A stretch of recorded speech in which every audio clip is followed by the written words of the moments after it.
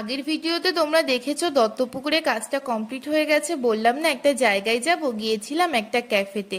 আসলে তাড়াতাড়ি যেহেতু কাজটা হয়ে গেছে তাই ভাবলাম যে না, একটা জায়গা থেকে ঘুরে যাই। সেই হিসেবেই বন্ধুরা বলল যে হাবড়ায় একটা ক্যাফে খুলেছে, তাই গিয়েছিলাম। আমি হাবড়ায় প্রায়ই আসি, কিন্তু এই ক্যাফেটা যে আছে বা হয়েছে জানি না, কারণ কি এটা বলতে পারো 3-4 মাস হয়েছেই খুলেছে। এত সুন্দর না, আর খোলামেলা, আর ওয়েদারটা এত ভালো ছিল না, বাইরে ঝিরিঝিরি বৃষ্টি আর কি পরিমাণে হাওয়া। আসলে হাওয়াটা বোঝা যাচ্ছে যেহেতু চারিদিকে খোলামেলা অনেকটা জায়গা।